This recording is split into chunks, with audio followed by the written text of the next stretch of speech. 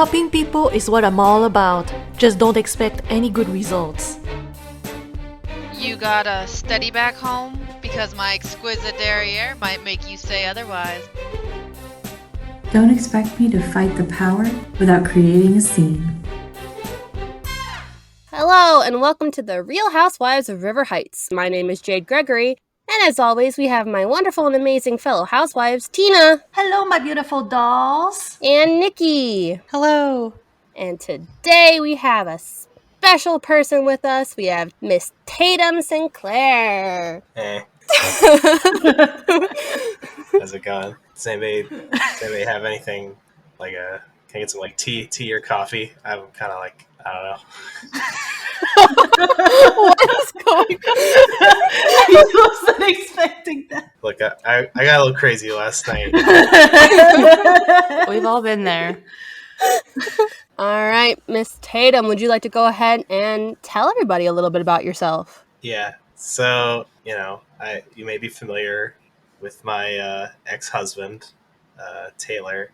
I did keep the last name because it apparently has some weight in the black market art world, which is where I thrive personally, because I too take great joy in stealing and selling artifacts that I find on the corpses of teenage girls. Allegedly. If there are any cops I just out want there. to be clear that I am a sovereign citizen. Don't come after me. I really like wine.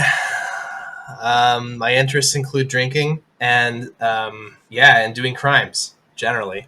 Well, we're glad to have you with us. Glad to have you with us today. I don't know any of you people. Okay. That's because we have to and forced you to record with us. I thought this was the liquor store. Actually, you actually agreed to be on this podcast last night, but you might not remember that it. party. Yeah, that tracks. Yeah. As always, spoiler warning for those who have not yet played the Nancy Drew video game series. There will also be swearing, talks of alcohol, etc. So kick the kiddos out and let's get rolling. All right. So actually today we're going to be doing something a little bit different. We're going to be talking about your unpopular opinions that you submitted to us. So thanks to all of your comments, I read all of them, I compiled them. I'm the only one who has knowledge of what these opinions are, and we have a lot of content to react to. So I will be reading them off to my co-host over here, and we will comment on them and discuss them. And just FYI, some of your opinions are some of you need Jesus. Because goddamn, can't wait to dive into these. That was a good pun. I don't know if you intended it to be that way. That was good. So you need Jesus, because God, That was a better version of that. That was so good. Yeah, that's good. All right, can't wait to hear these unpopular opinions. So take it away, Tina. All right, we are gonna start with maybe a strong one. First opinion is about the Hardy Boys. It says, I don't like the Hardy Boys. Excuse me? And another person said, I never learned any personality/appearance difference between the Hardy Boys, and I don't care. Wait, what? How? Wait, do you have eyes? They're literally like, just look at like the shape of them. There's wide Joe and then there's like skinny Joe. Like they're clearly different blobs, even if you can't tell the face apart. To be fair, in Creature of Kapu Cave, they kind of have similar shape. It's just a different hair color, I guess, would be the main difference. Yeah. I don't recognize Kapu Cave Joe and Frank because they look terrible in that game. Yeah, they turn like Frank into like a 50s crooner looking dude. What's up with that? And then Joe looks like He's a caveman. I don't even know. Like he just yeah. It's like Cro-Magnon Joe. Yeah, but it's we're not talking mainly about the appearance. We're talking about just them not liking the Hardy Boys. I wish they had said why they Yeah. didn't like Yes, them. that's the problem with most of the opinions I have. I have a lot of opinions where they do elaborate on why, but I will say this, most of them don't say why, and we're just out here to guess. Yeah, I'll happily play the devil's advocate and say if you don't like most men, then yeah, you probably don't like the Hardy Boys, which are the like abstract personification of boys. Yes. So, No, I get that. Okay, yeah. No, I mean I don't like most men, but the Hardy Boys, I was ready to make an exception for the Hardy Boys because, to be fair, yes, they are fictional men, but they've never actually done anything really wrong, so they get a pass for me. They get a seal of approval from me. Okay, I feel like we don't have a lot of strong opinions about this. yeah, it's hard to have a Super strong wrong. opinion on something that's so wrong. I never got the obsession with Henrik van der Heun, especially when Alejandro is right there. Uh-oh. Uh-oh. Ooh, but I agree with this one. I think Alejandro is hot. I don't want to discredit you. I know Alejandro. All right, being someone who knows Alejandro personally, all right, and knowing Henrik as a coworker of my ex-husband, Henrik is a fucking daddy. Daddy, look at him. Honestly, I am just in camp. I have two eyes. I can look in two different directions. Nothing wrong with that. That's valid.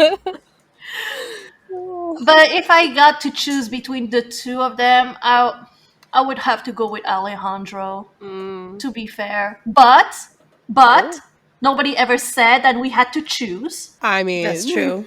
You're I right. never choose. Oh. I choose to win. Oh, okay. Oh, All right. The next one. I feel like if y'all are on Tumblr, maybe you will get this more. You have observed it more. Personally, I am not much on them. I had no idea that this was a thing. But here, this is Okay. about the CW show. Oh, okay. Okay, so it says that we shouldn't berate people for liking the CW show or the movies or anything just because you don't like it doesn't mean other people are stupid or lesser for liking it. It's another person. Another person said Nancy Drew fans don't like the CW show because it's not Nancy Drew at all. It's a CW show with the Nancy Drew name attached to it. It just doesn't keep much of anything from the books, the previous TV shows and movies, or the games at all. There's so much content to pull from, and they just didn't. CW fan, we don't hate you. We're just annoyed with you making it impossible to use the Nancy Drew tag. Also, okay, to resume another point, that same person also doesn't want people who post about the CW show to use the Nancy Drew tag. I mean, what else are they So they're supposed to use? gatekeeping. I don't know. Yeah, They want they want to have different tags for the CW show, like Nancy Drew. Okay, I'm gonna explode.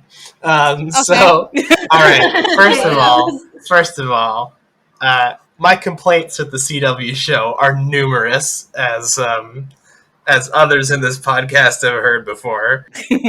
But here's the thing: if you're gonna make a show about Nancy Drew, maybe you should use literally any reference material, literally any, like just like names is literally just names. No characterizations are preserved. Zero.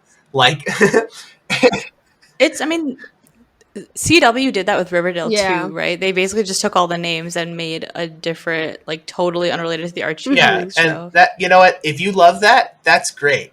I love that. but call it something like, oh, I don't know, Francie Drew, just to come up with a funny name on my own that has nothing to do with anything that we know. Yeah.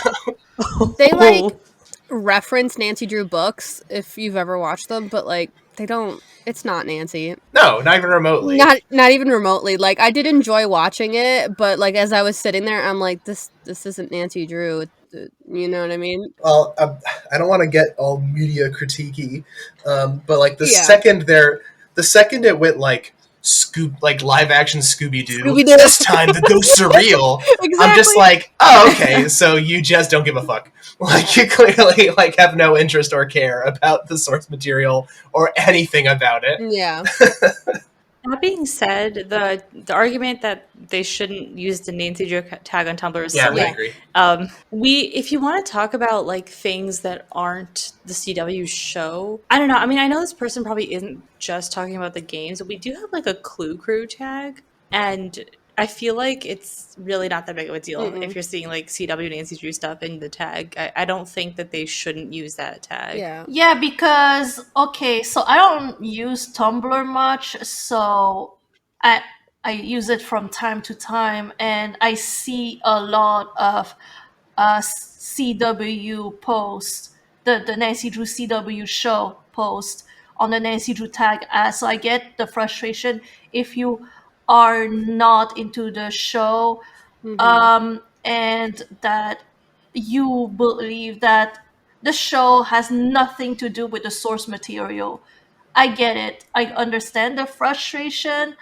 I just want to say that if we're going to talk about the people who have the most claim to the Nancy Drew tag, it should be the book fans, not the game fans, not the show fans. It should be the book fans. I would agree with you if there were actually that many book fans. Oh, hot take. Oh my goodness. No, I'm not talking about the amount of fans. I'm talking about this person is saying that this is not about Nancy Drew and all of that. But honestly, if you're gonna argue that a gatekeep hashtag, then the book fans have a bigger claim to the hashtag than the game fans. Yeah, because the books came first. Yeah. Yeah, they are. Yeah. They are the ultimate source material. They are the originator. So maybe the book fans who make the one or two people who makes memes about the books, maybe they are annoyed to seeing game memes or game related stuff. They just want to see some book memes. Maybe that's how they feel, but they don't say anything because they are a minority in this day and age, maybe on Tumblr and all of that. But I just want to point out that if you're gonna be arguing, well, the hashtag Nancy Drew should be about the source material. I mean, is the games actually about the source material? Are they though? Or are they just loosely based off of the source material? Yeah. Just want to Depends on the game. Yeah, just want to point that out. my take on all of the Nancy Drew media, the media empire franchise that is Nancy Drew, that's the Nancy Drew cinematic universe. This Nancy Drew cross media universe. It's the books are bad. That's just what it is. There are some pretty okay ones. My gosh. But the archetypes and the characters are good. All the ingredients of the books are pretty good. The settings, the mysteries even, but just reading the books as an adult, I don't know. I fall asleep instantly. It's and all of the and then you go back even further and they're just turbo racist. Even the Hardy Boys ones, there's a Hardy Boys mystery where they literally solve a crime because the implement used to do the crime was greasy, and they're oh, so it must have been a black guy. And it's oh my god. Oh, God. wow. Oh, holy Yeah, shit! The old ones are rough. I just realized I hate CW Nancy Drew even more. Okay. Thank you for informing us. They made Ned black, but then they also made him a convict. I remember hearing about Oh, that. yeah, Yeah. they Like, did. holy fuck! Like, are you And for real? Yeah. he was a convict who actually didn't do anything, so he was falsely accused. Yeah, That it doesn't really change it. No, that Doesn't makes really it make it worse. Like, Yeah. Yeah, especially makes it worse Yeah. when like Nancy works with law enforcement who clearly can't be trusted. I'm sure there's a Yeah. plot point in the show about that, but I guarantee it's not a satisfying I've one. only seen season 1. I did not finish season one. Honestly, let's just switch it up and become a CW show podcast. Yeah, they Yeah. were rough. Yeah, so at this point I'm like, yes, the Nancy Drew game fans should be allowed to use the hashtag Nancy Drew because yes, it is an adaptation, but it's about Nancy Drew. But there goes the same for the CW show. Nancy Drew, the fan of the CW Nancy Drew show should be allowed to use the hashtag Nancy Drew. It's an adaptation, very loosely, maybe they kept the same names. Maybe that's the only link that they have, but it's still an adaptation. So, yes, understand the frustration, but it is how it is. It is what it is. I stand by what I said. You can at me if you want and argue about books. I'll fight. I'm not gonna fight with you on books. I haven't read that many. I read like maybe one or two. Okay, for the next unpopular opinion, I don't know if it's an unpopular one, so tell me if this is true or not. The 2007 Nancy Drew movie was a good Nancy Drew adaptation. That's the Emma Roberts one, right? I don't disagree with that. that's take. not an unpopular opinion, in my opinion. Yeah, I think a lot of people like that movie. The characterization is fine. The writing was not strong in that movie, specifically No. the dialogue. Yeah, it is a little cringe, but like I feel like it's just like an iconic film Yeah. just because of like I don't know, maybe it's because I watched it when I was like 10, but I don't know. I even liked the Ellen DeGeneres movie too, the recent one. That one was actually nice. Yeah, I liked It was I haven't seen very that one. Was it good? yeah. I mean, it was very much a kids movie, Mm-hmm. but it was like a nice kids movie. Yeah, I literally have that Yeah. 2007 one sitting on my shelf behind me right now, so let's say I liked it.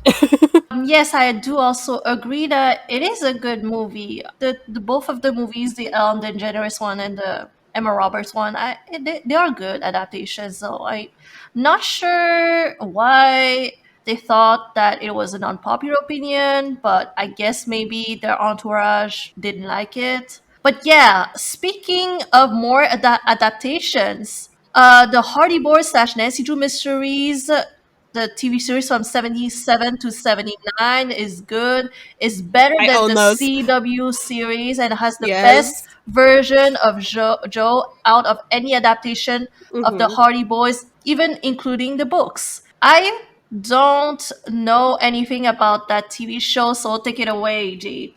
So my mom's the one who like grew up watching those, so she's who introduced me to them when I started to get into the Nancy Drew video games, actually. So that's also on my shelf right now behind me, and they're very good. They're just like reminiscent from the books. I feel like they followed the source material very well. It's very Nancy-esque. Nancy, always getting flirted with by men who are way too older than her, but still. And the Hardy Boys are there. They do their own thing, and some episodes they're together, some they're separate, but those are really enjoyable to watch. I really do enjoy them. Now I'm gonna actually watch them. I wasn't aware that people didn't consider that series good. I always heard good stuff about that The series. 70s one? The 70 ones. Yeah. I enjoyed it. It could not be for everyone. It is older, so sometimes older stuff doesn't age well, but Would you agree that it has the best version of Joe? they're very 70s. My mom would agree with you. I think she liked Oh, I'd have to ask. I think she liked Frank. So I'll have to ask my mom because I'm pretty sure she liked Frank better. Like, the actors who play the Hardy Boys are really popular. Like, my mom and my aunt talk about them all the time. Okay, I seriously do not understand why everyone in the Nancy Drew fandom is obsessed with Henry. Like, why? I don't think his character was really all that interesting. And if it's simply because people think he's hot, Alejandro or that park ranger from Dog is way more attractive. All right, Mm. look, honey. More than one person can be hot. I'm just gonna put that one out Yes. there. All right, just because I'm hot doesn't mean that nobody else is hot. Okay, you notice how I said that? Now you can't deny that I'm hot. I'm very, Yes, I'm very we intelligent. we all have eyes. We know you're hot. Yeah, obviously. Yeah. Secondly, I also agree that Henry is kind of boring as a character. Yeah, it's true. Honestly, I didn't know that a lot of people found Henry hot. Like, I know some people do, but I didn't think it was like a popular opinion that he's attractive. I think it stems from people's adolescent phase, because that, for me personally, this is where it started. I played this as a teenager and I just vibed with Henry's emo vibe. His whole attitude is, he's like, demeanor, very depressed, very sad boy. So Yeah. also dig his gloves, and also eyeliner. I don't know why. Is there something about men with eyeliners? Well, Yes. at that time, that was my shit. That's still my shit. I don't give a fuck. Yes. Yeah, I feel like when I was like younger and like had more of an emo phase, I was like really interested in Henry's character, but I just never found like ground where I was like, yeah, I really feel your backstory. But it's mostly just like, I'm an orphan. Feel bad for me that I'm an orphan. It's like true, it's tragic that orphans are a thing, but like you're an adult. You know, I don't know. It was the fact that, like, I guess in that game, like, it's like, oh, like, Henry has so few friends that, like, the one person who could check on him was, like, his random classmate's girlfriend who sent her here. There is also, we have to point out that there is this whole summer situation, and Mhm. it kicks a lot of people's like need to save him, to protect him from the bad girlfriend. I You mean- know, a lot of young girls Mhm. love that kind of shit. But personally, not only I was attracted to his whole vibe, I also like his voice. Right, I was about to say. It's the voice. I don't know why. There's something about his voice that is like just like very soothing. Mm-hmm. Yeah, I don't know if that's what the others would have said, but yeah. But on the other spectrum, someone wrote, people who say Henry isn't hot are just goth phobic. I mean, I mean, do y'all don't even know what to say. do y'all want to share us your thoughts on this? Anti-Henrys. I don't. It's like, I don't even know what to say. Just goth-phobic is just taking me out. I'm not goth enough to comment on this. they're speechless. I don't want to appropriate the goth community here. Smart. Well, it says goth phobic, so Yeah, I'm not goth, so how would I know what is or is not goth phobic? okay.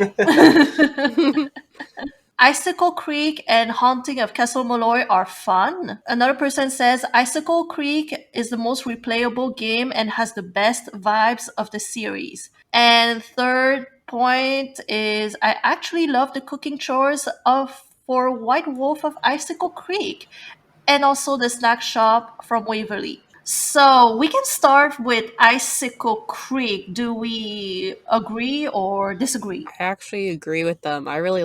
I think it's replayable. Yeah, I played that game a lot, over and over again. So, and I like the cooking. So, It's not a game I reach for, honestly. Like, I kind of don't agree with it being replayable. I will say I do agree that the cooking challenges in Icicle Creek are fun because I personally really love cooking puzzles in the games.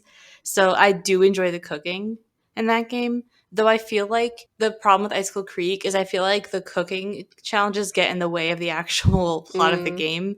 So that's probably why I don't reach for it That makes sense. often. I love cooking games.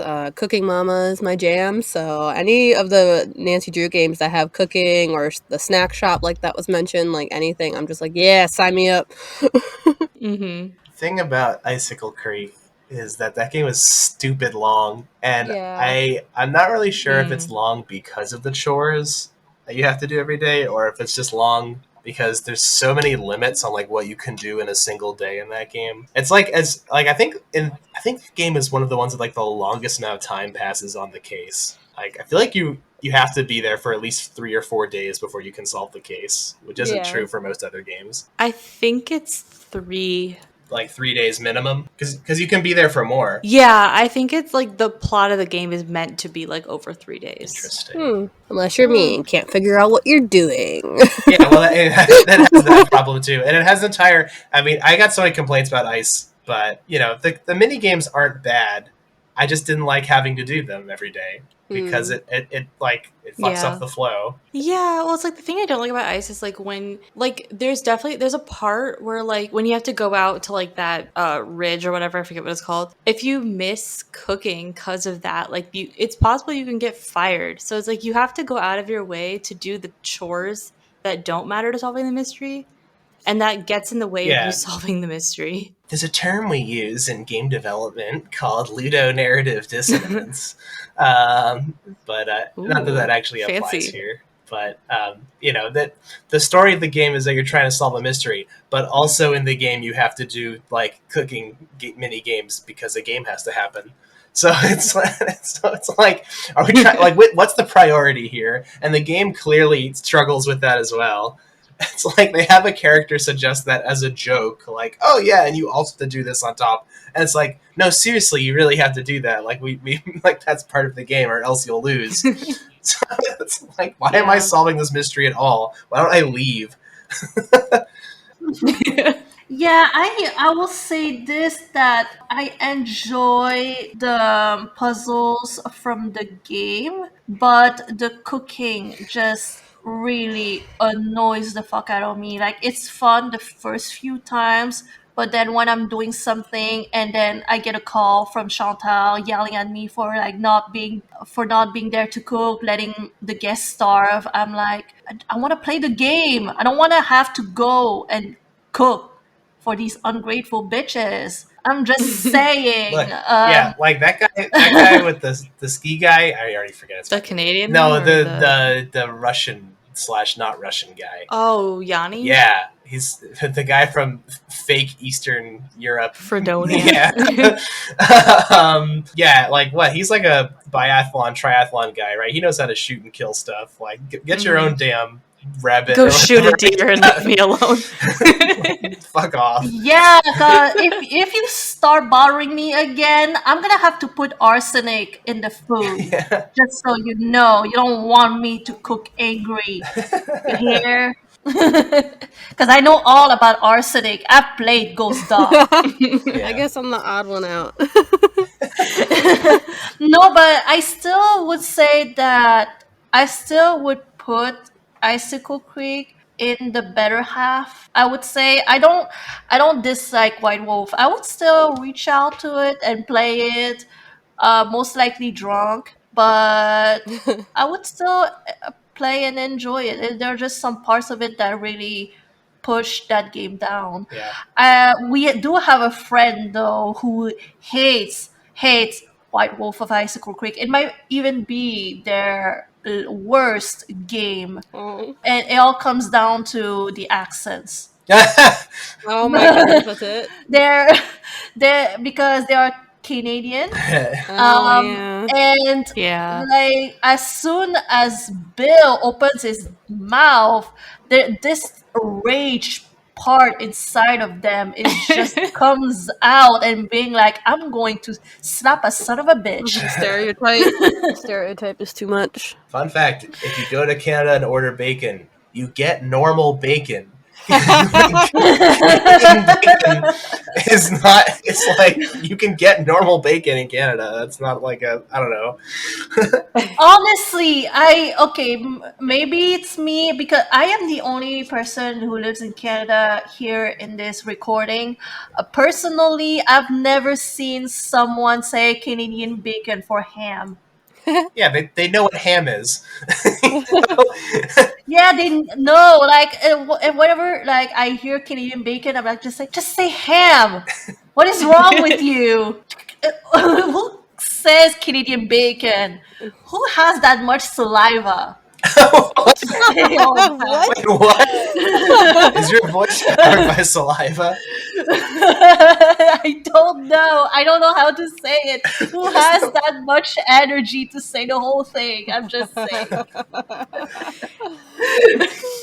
Do you have enough saliva to say that sentence right now? For listeners at home, Tina's second language is English. In case you have not noticed that. No, that's not the fact that I don't have that this is my second language. That's not that. It's just that I'm stupid. No. You don't Aw. say foyer.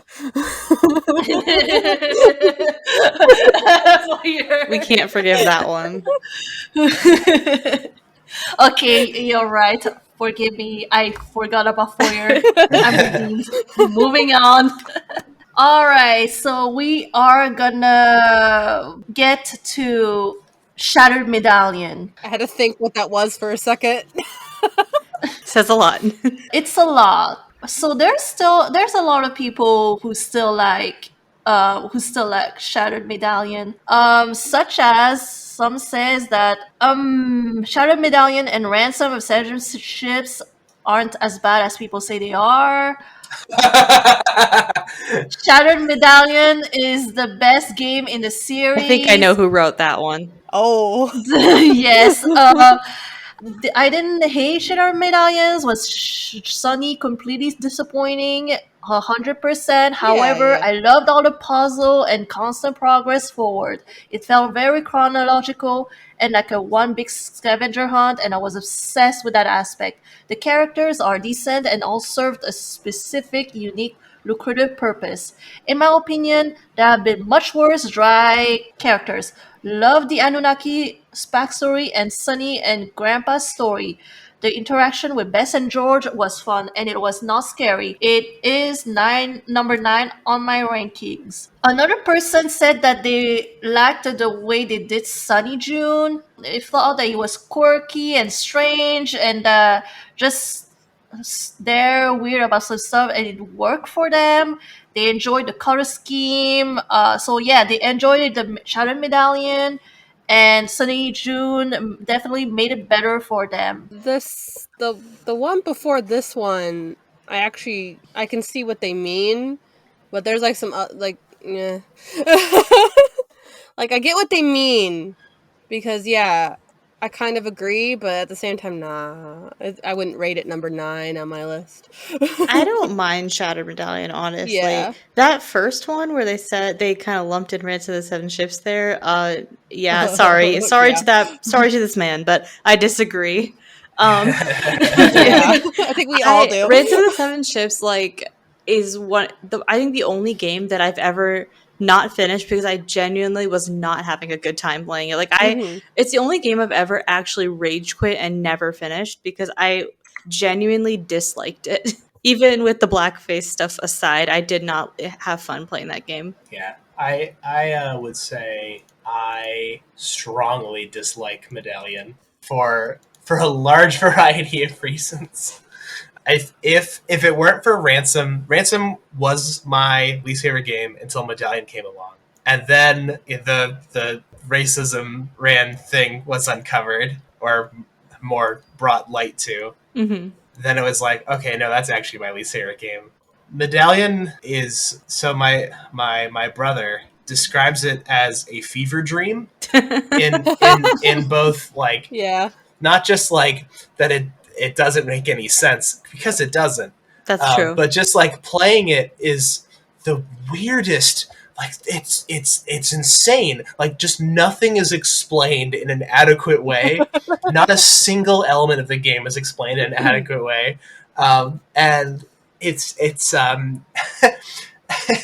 has so many things going on. It has this extremely complex story that I feel like they started with the story, they wrote the story, and then they didn't like send the story over to the developers who were like making puzzles and stuff and like scenery. And then when they got the story, they're like, "Oh shit!" And they just kind of like started putting stuff in to like almost relate to the story. So it was like two people working the project who like met up when they were both halfway done with the project, and they like quickly were like, "Oh my god, we gotta like Photoshop in like stuff into the scenes to like make this make sense." So the worst part is everything about that game was like a great idea. It's like, yeah, sure, game show setting, awesome. New Zealand, awesome. Fucking Sunny June getting revealed, awesome. It's too bad that they made Sunny June a Tumblr. Oh my god, like, yes. Like, why did they do that? I think I saw someone in the Facebook group call him a suave hipster. No. I think they don't know what a hipster is, or what suave is. Yeah, he's not. I have the Time Lord Gallifreyan jacket. Like he was definitely giving me like Matt Smith era Doctor Yes. Who. Oh yeah, in personality. I'm sure. I feel like someone on like the Her Interactive team was like definitely going for that vibe, like just a quirky, like says things that don't really make sense, and like they for sure opened up Tumblr. And what they had is they had like a young writer on the team. Yeah. I mean, this isn't something I know for a fact, but this is just something I'm like, this is what it was. Hypothesis. The young writer just opened up Tumblr and showed like the art direction team, like, this is what the kids like. And the art direction team was like, oh, they love Galaxy Print and they love timey-wimey, spacey-wacy, whatever. Timey-wimey, wibbly, wobbly. Timey-wimey, wibbly, who cares? Oh, man. Okay. 2010 was a long time ago. It was. Can't believe I lived through it sometimes. The changing of an era. Yeah, truly. And I mean, I was on Tumblr then, and I definitely like reposted Doctor Who stuff. Absolutely. And I was like a Homestuck as well. Like I was into all sorts of stuff. I was not an evangelical Homestuck. In fact, I think the trolls are the worst part of Homestuck. There's an unpopular opinion for you. They're supposed to be annoying, though, aren't they? Like it's the point. They're like a caricature. Love them. They suck. I don't get it. Except like a bunch of like socially awkward teenagers made them their personality, which is not what was supposed to happen. Anyway, Homestuck is a troubling enterprise. Truly. Okay, I'm not gonna address Ransom, but for Shattered Medallion, here's the thing about the later games, especially I think they had a writer for, the same writer for a bunch of games in the later series. And I will say this, some of their games, I love it, but it was never for the story, it was never for the writing, it was never for, what you did with the story. It is, I just love your game because it has good puzzles, it has a good environment, but you were really never responsible for me liking this game. For example, the same writer who wrote Shattered Medallion also wrote Ghost of Thornhaul.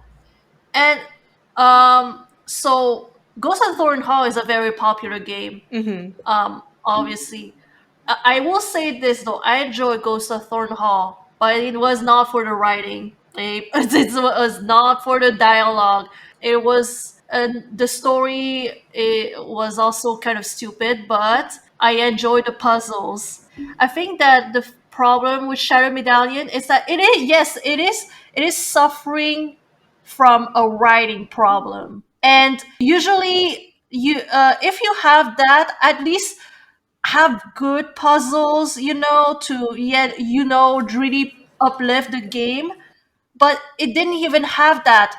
the environment is boring, the characters were boring, the puzzles were boring. Everything about this game was just painful to go through. Puzzles boring, writing boring, gameplay Yes, boring. Me, I'm tight as fuck.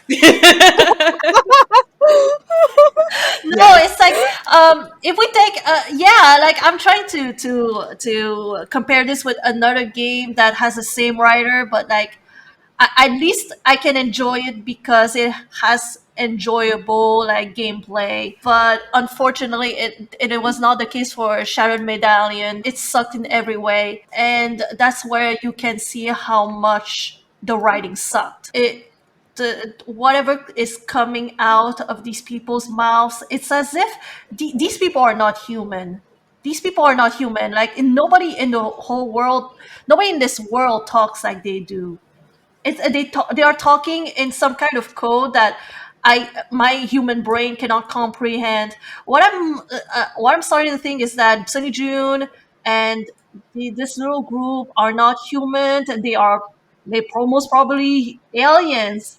Honestly, though, I cannot say a redeeming thing about Shatter the Medallion personally. When I think about this game, I would rather do anything else than replay Shattered Medallion.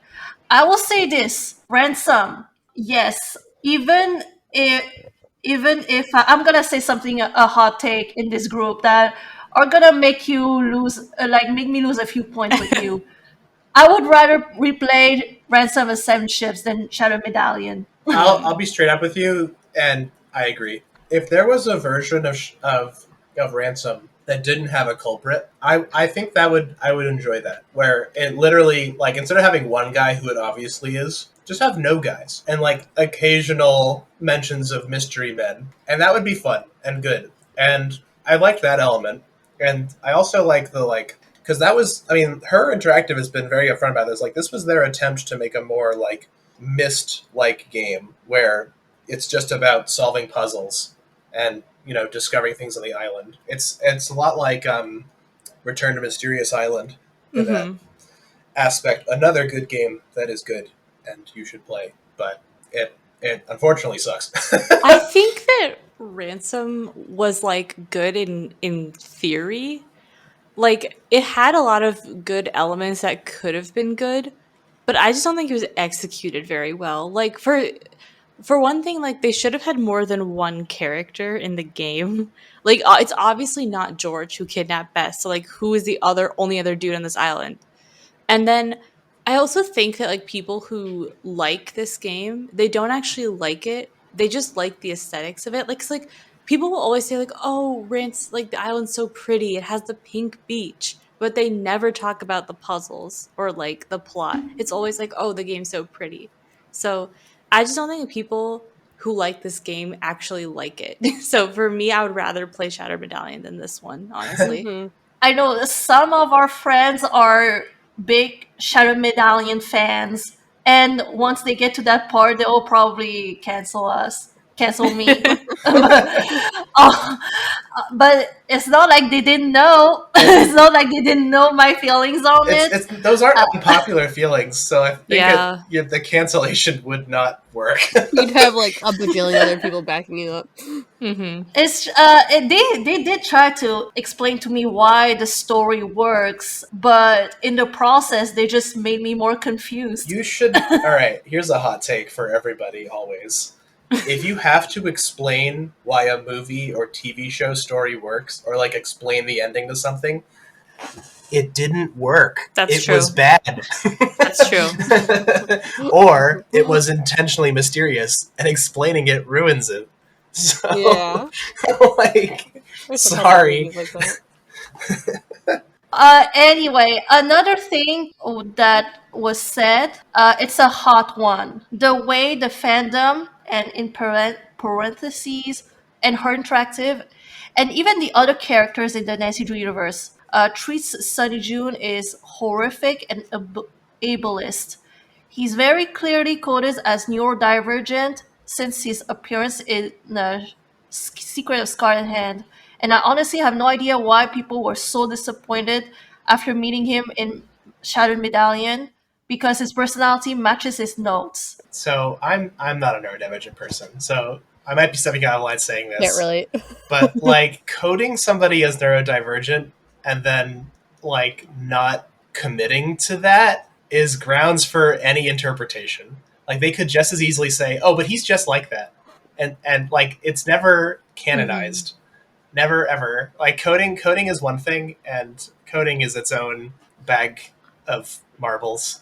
Um, but it's yeah, Sunny June is mishandled by a lot of things. I would not blame the fans for the handling of Sunny June personally, but also saying that like the Tumblr aesthetic is a neurodivergent thing is, I think, deeply wrong.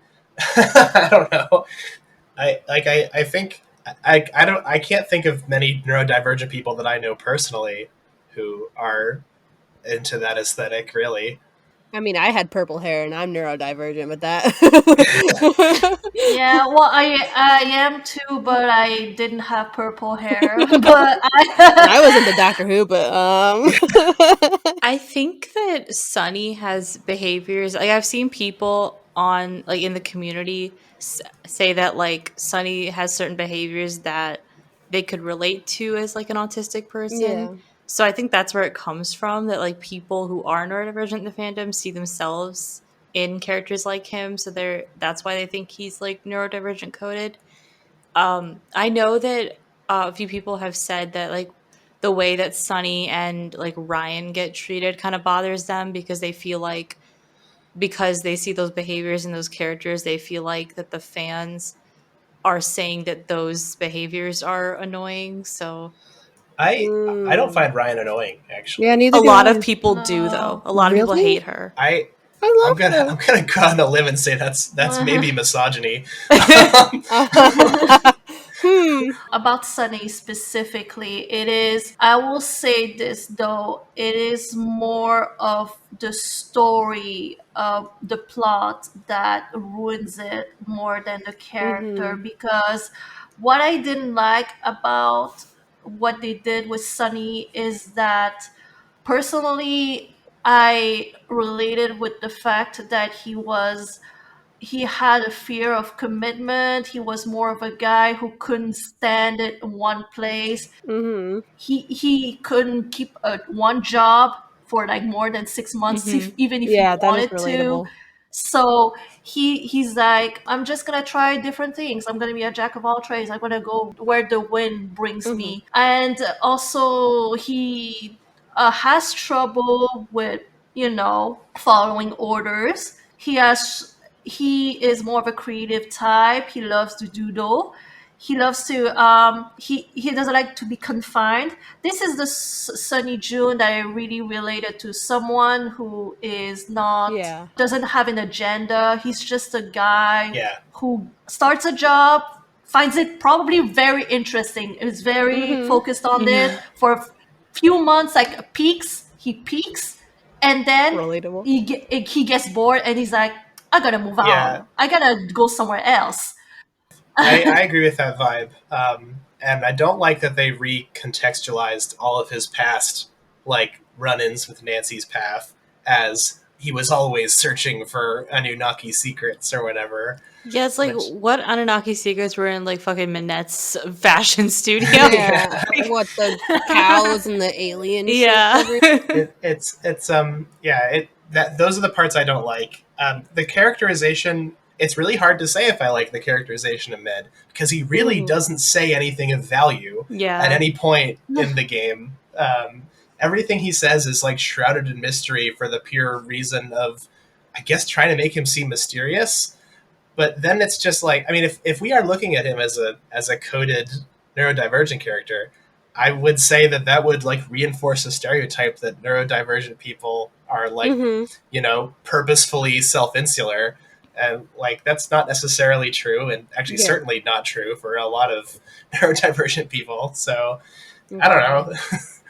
You know what I would have really liked that they have done instead of making him some kind of mastermind who planned all of this stuff, and now it's accumulating to this moment where he finds a treasure, whatever. I would have preferred if they made it like a coincidence, and and Nancy arrives to a place, and Sunny just happens to work there, Mm-hmm. and he finds out what she does, and he like there's a crime or something, and he gets super excited, and he leaves his like work task and just follows Nancy and be like, hey, can I help you, can I help Yeah. you? They're And yeah, and he actively tries to help Nancy, and along his way he gives her like doodles and stuff of things that happens, like if let's say they meet a new character, he would doodle them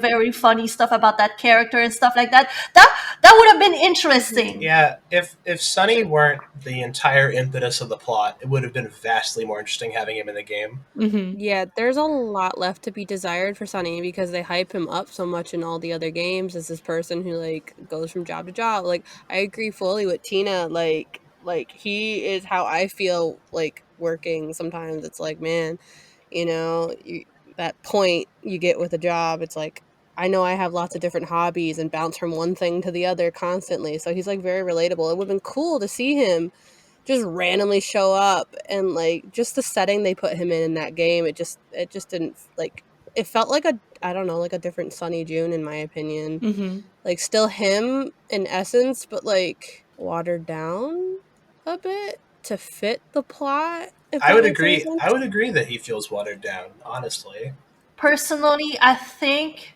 and maybe other neurodivergent people are not gonna agree with me on this, but that's just my take on as an autistic person. I think that making him like, oh, I did this all, like I gathered all these people, and I went to this place for a purpose. It's all a great plan and all of that. I think it was more. It was more disservicing as a character, as a Mm-hmm. neurodivergent coded character. It was Mm-hmm. more disservice against him than really uplifting him as a neurodivergent coded character, you know? Yeah. It was more ableist in my opinion. Mm-hmm. Mm-hmm. But that's my take. Maybe other people are not gonna agree with me. But yeah. I'm just let down by that Sunny June. I'm like thinking back to when I first played and how I was just like so excited to finally meet him, and I'm just like, man, I was thoroughly disappointed. And then the fact that like doesn't Nancy like not even remember who he is? Yeah, Like she's like you'd think she would recognize his name, but there's no like dramatic like, oh my god, Sunny June. She's just like, who? ugh. Next opinion, they needed to get a stable look at voice actor for George. I personally want her to look like and be a classic lesbian, but honestly, if they just picked something and stick with it. Doesn't George have a consistent voice actor in the later games? Or did she always I have think so. It's only the first couple like Yeah, I beginning ones thought where it's a different so. George. I'm Yeah, the whole voice actor, I'm not sure what they meant, but like I will recognize that she has different looks, but so did Bess. Mm-hmm. But yeah, I think what they meant is stick with one look, and probably yeah. George is the one that suffered the most, I believe. I don't think George looks that different. Like I'm thinking of Yeah. like Ransom George and like Alibi and Ashes George. I don't think they look honestly that different. I don't have that good of a memory. I can only think of the one George and Alibi. You know, I will say this though: the Shattered Medallion George is a babe. Like Yeah. they Yeah. I'm like should thinking. keep that George. Like I mean, woo, this woo. Bess was relatable in that game. Bess was cute too. So honestly, I will say yes. I do believe they maybe should stick with a look. I guess. I mean, I didn't know it was a problem. Yeah. I took it as, oh, they are getting better at graphics, are getting better at design. I will say this though, I hated what they did to George in Alba in Ashes. What was she like? A ghost or some shit? Like, why is she so pale? Like you, like it was as if she turned herself into a mime. She's just so tech savvy that she doesn't leave her room. She's stressed. She's just It's so not even beige. It's white. It's not even beige. she's just so into technology and all the robotics and all this stuff. She just is cooped up in her room all day. Wow. How dare you call me out? Are you as white as a ghost? Oh my god. I literally glow in the dark. Like, not a joke. Oh my god, I And you have love something that. in common with George? Yeah. Okay, next opinion. Oh, first one is the vegetables in Shadow Ranch are not hard to figure out. Rude. I love the chores in Shadow Ranch. Bring on the broken eggs and vegetables that aren't ripe. I kind of agree, except Yeah. for one detail, which is that the resolution of the game is very low. And if you are playing the game on a TV, it can be really hard to see the details that would be more obvious on a TV that's, or like monitor that's the correct resolution, which is an interesting technical aspect of these games, which is that they were designed for CRT monitors. If you don't know what a CRT is, it's the old blocky TVs, the ones that had the fat ass. The box TVs. Thick TVs. Yeah, the thick TVs. Thickums. Speaking as a collector of said thick TVs, there are 5 within my Hang visual on, is that distance at this thick time. with THICC? Yes. Okay. The biggest thing about the Nancy Drew games and how they relate to that is that the renders they use for the CGI environments and all of the objects you click on, they are supposed to match the exact resolution of the game.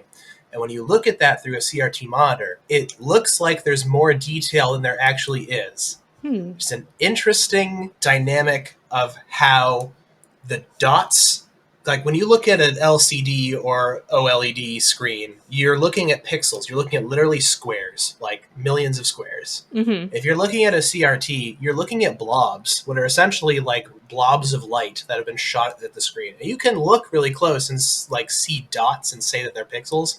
They're not really pixels. It's just the computer treats them as if they are pixels for simplicity's sake. But when they're rendered out on the screen, when you look at them, it looks higher resolution because it's not limited by resolution. It's limited by how well it blends those dots together.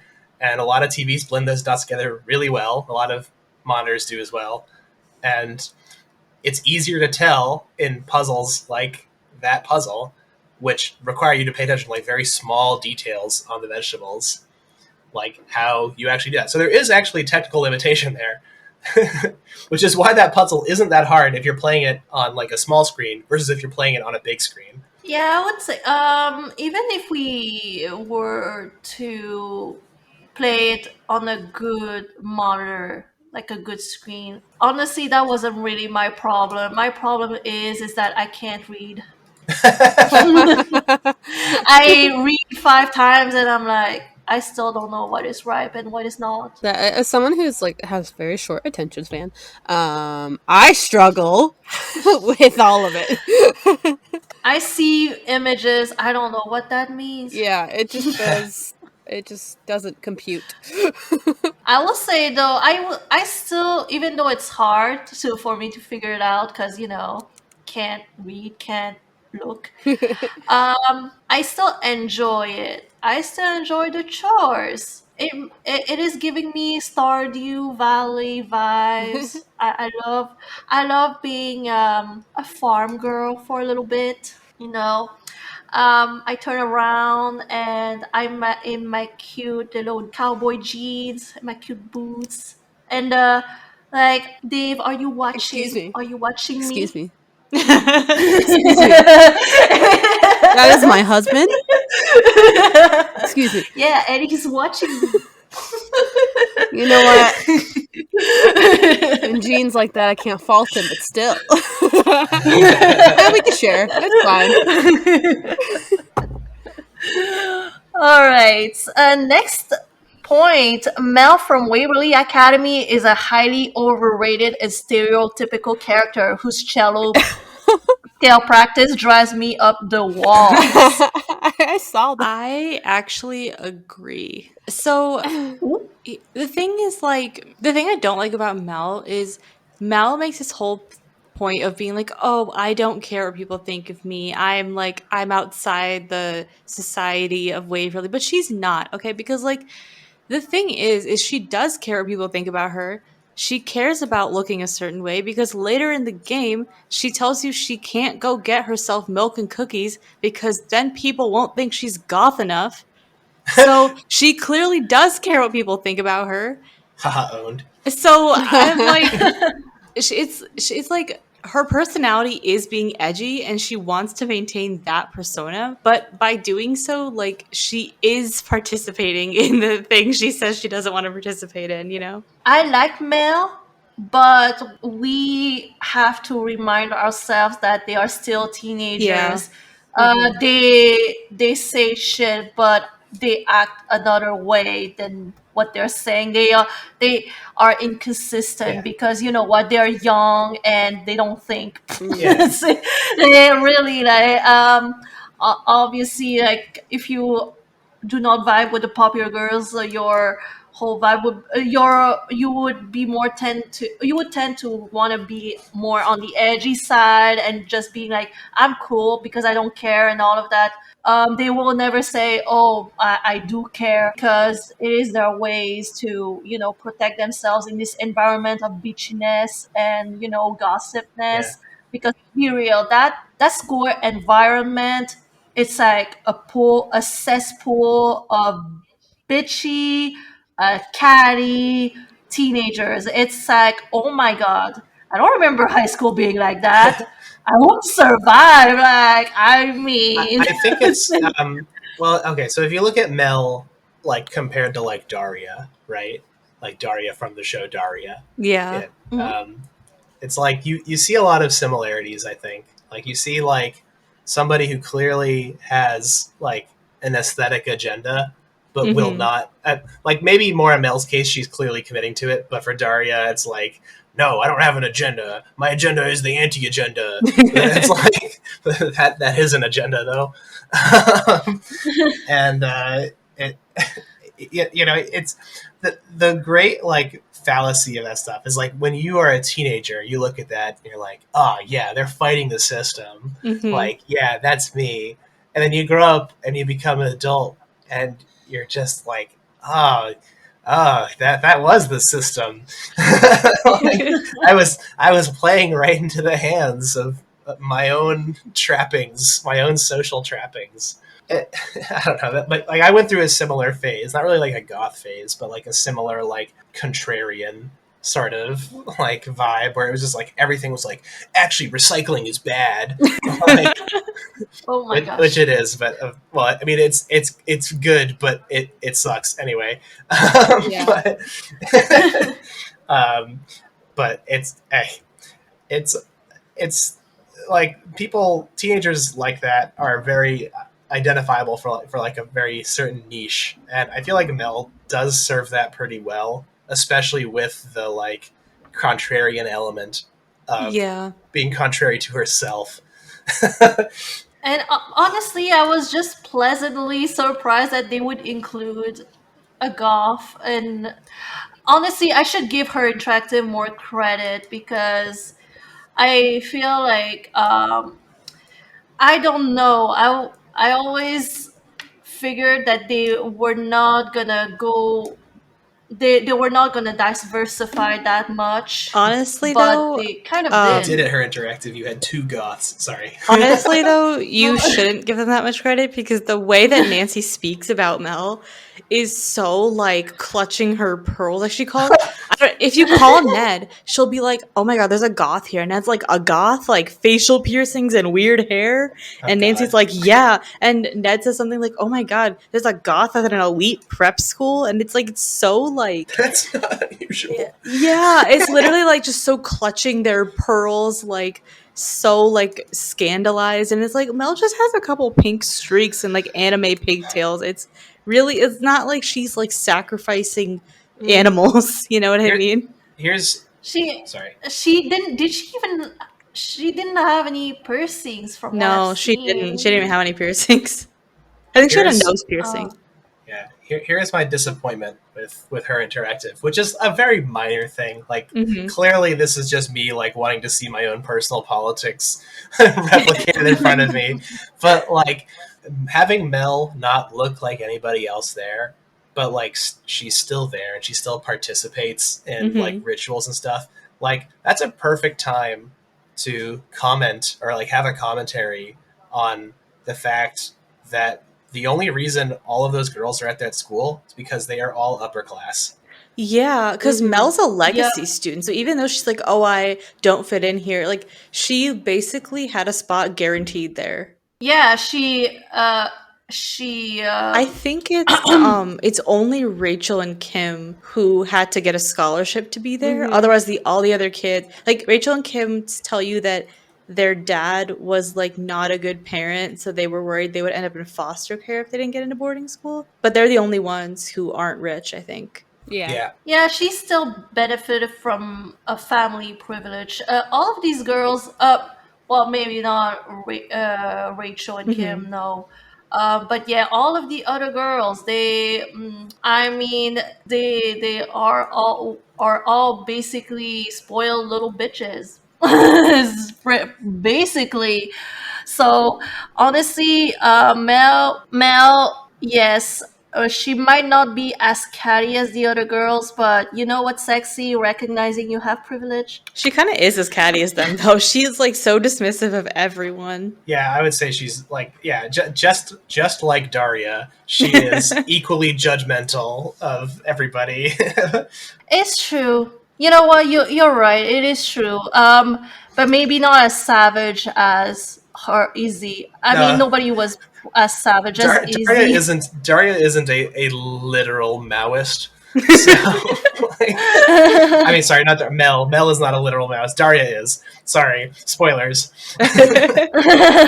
Also, yeah, I will agree that the cello gets on your nerves Mhm. after a few minutes, hours. I don't know, but would be nice if they had a system where, oh, now it's 6 o'clock. It's time to change to another tune. Yeah. On, something like every hour Animal they Crossing. change the tune. Yeah, like I can't. It's at this it's at the point where whenever I hear that tune, that cello tune, I'm like, bruh, don't do this, don't do this, I don't want to hear it, I've heard it long enough. So next point, Waverly Academy is drastically overrated and the boarding school lifestyle is romanticized by those who have never lived it. It also has major boomer design energy. Like Waverly Academy is what a 50-year-old thinks of high school. Okay, I do kind of agree with this, but I feel like a lot of media is like that though. That's revolves around teens in high school because the thing is Yeah. like I don't know about you guys, but I know my high school did not have like cliques like this where there was like a head bitch or like Mm. or people who were like everyone at the school hated them because they were nerdy or awkward or whatever. Like we didn't really have that. Like we had social groups, but they were pretty like they overlapped a lot and there wasn't like it's even like the ones who we would consider like the popular kids weren't like actively bullying the rest of the student body.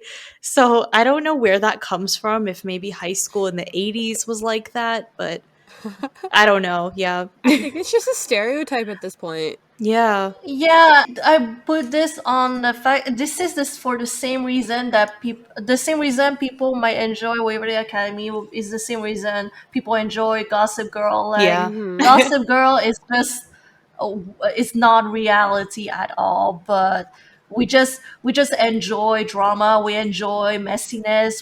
Enjoy fights. We enjoy gossip. We love the romanticizations. Sometimes we just enjoy, ridiculousness. We know it's ridiculous, but it makes it enjoyable. Real life is boring at Yeah. this point. Mhm. Real life high school, this boring, just boring. Yeah, I had a similar experience to Nikki in high school. A lot of the social groups interact or like overlapped and things like Yeah. that. Like I was in drama club, but like I was also in the anime club. Like everyone was kind of from everywhere. Yeah. Like even my art class, because we had we had specials that you could take that were like an hour time slot. Some of the people in there were what some people may consider punk or gothic, and then some of the people there were what some people might consider preppy, but like we all got along, we all talked and interacted in this class setting and things Yeah. like that. Yeah, like in same with my high school. Like we didn't have a queen bee and her group, but like Mean Girls, like that. Like, is that a thing? Was that a thing? I don't know. Like it's maybe it's just us. We went to And we healthy just went high to good schools, high probably. schools. I, Who knows? I did not go to a good high school. There was a lot of fighting. Oh, okay. Well, I mean, that sounds interesting. We should make a series out of I it. have seen some things.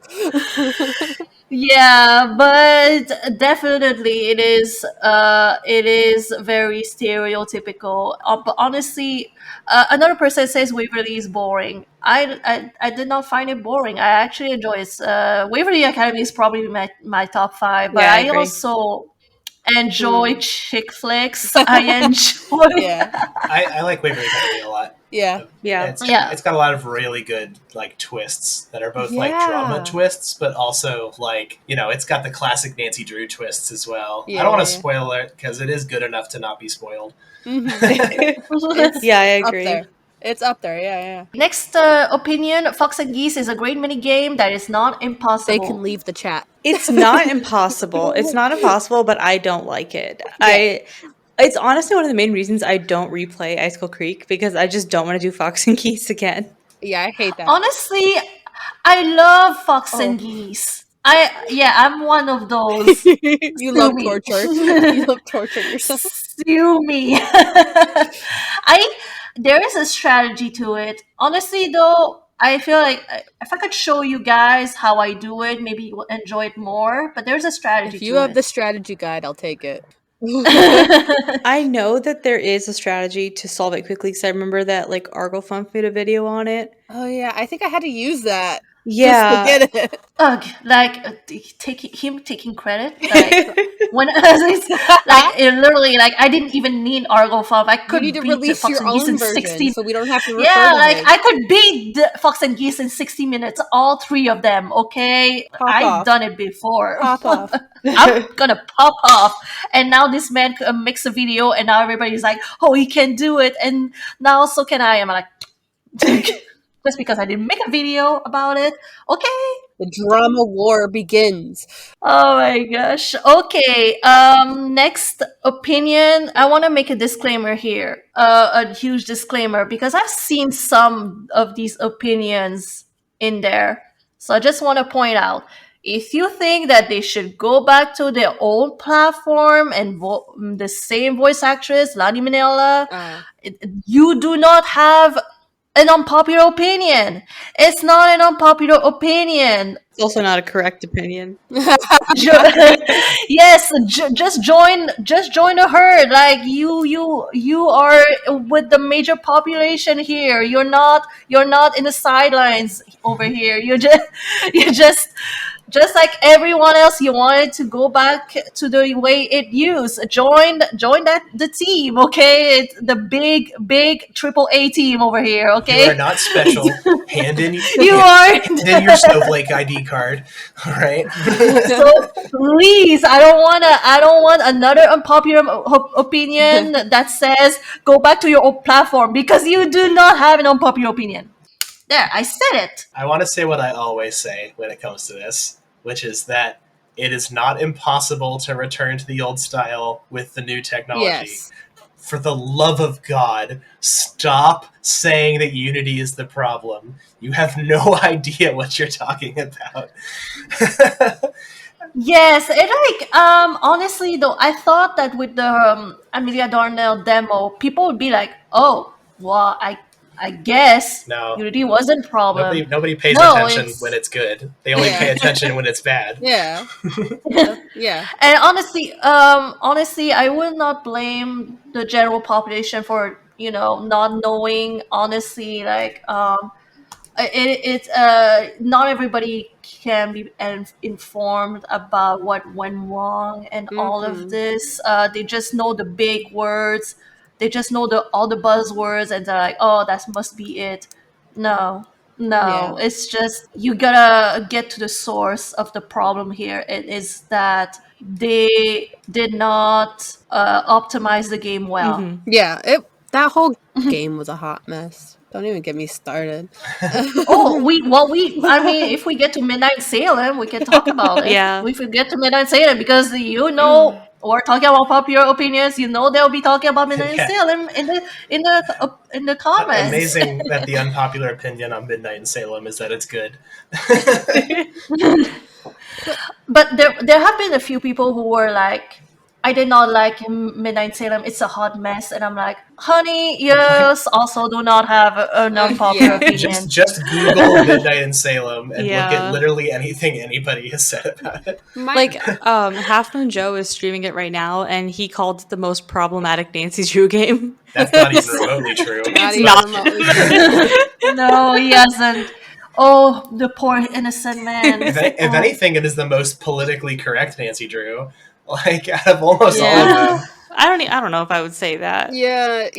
I was about to say. There's some problematic things about it. That's true. But I mean, compared to, say, Shadow Ranch, there's some questionable treatment. I would actually say that there are things in Midnight in Salem that are on par with some of the racist stuff from Shadow Ranch, honestly. Really? Okay. Yeah. So, just one example that I'll give is Midnight in Salem talks about reparations and is actively like dismissive of them. And not only that, has the only two black characters in the story be outwardly dismissive of them. I see. Yes, that's a good point. That just is the one thing where I'm like, that was pretty bad. Yeah, that is a fairly that is a fairly like conservative talking head point for sure. So the unpopular opinion is basically they should have jumped into the new production engine way sooner. It was time to kill the old engine and just switch to Unity. Yeah. It was already time. Honestly, Yeah. yes, and it helped, but not in the way that people wanted. Probably not. I agree. But yeah, it helped. I agree, and also I am sad that this is an unpopular opinion. Yeah, I agree. Next opinion. I wish the games didn't lay everything out for you and that there was more opportunity to select who you think is the culprit is, like the end of Stay Tuned for Danger. Yes, I do agree with this one. I like this one. Yeah, I also would have loved it, and I am pretty scared that if it was the case, I would realize how much of a dumbass I am. But honestly, I'm a Balducci.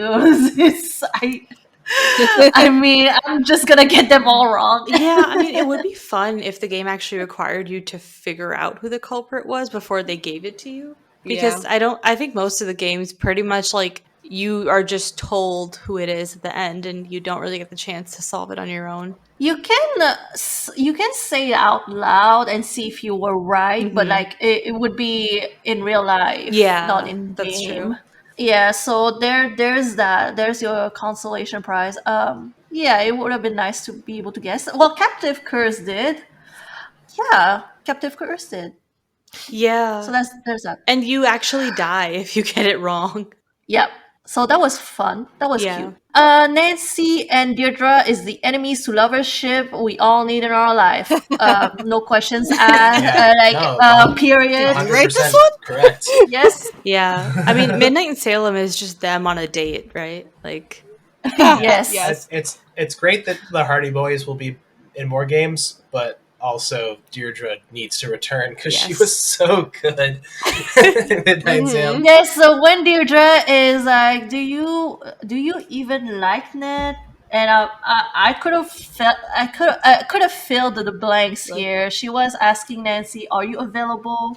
You know, if you wanted to dump Ned, I would have supported you. I mean, But same. yeah, would- we have you we're imagine- here like If Her Interactive actually decided to do something good with the story and be like, sorry, that's a really hot take.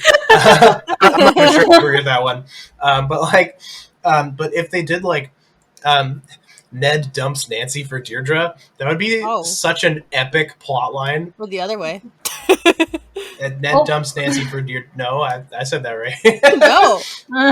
Nancy Like Nancy dumps Ned? for Deirdre. No. Ned dumps Nancy for Deirdre. Oh, and dates Deirdre? I mean what I'm saying, yes. Okay. Yeah. no, And that I would be mean, a hot it should be plot. the other way. Then, no. Then that's the twist. Oh, That's the okay. twist. Deirdre dumps Ned for Nancy. Mm. And the player has to decide if they're into that or not. I feel like Her Interactive would never break up Ned and Nancy because they No. think it's too controversial. No, but because But they're yet cowards. They teased me on it. They teased me on it, and I got so Yeah. excited. I can already hear Sarah going to her computer and just starting typing a fan fiction. I need it. She said she would type one. She said it. Will she do it? I hope so. Don't know. Sarah said Sarah, get to work. Sarah said she'd come to my birthday party. What the fuck?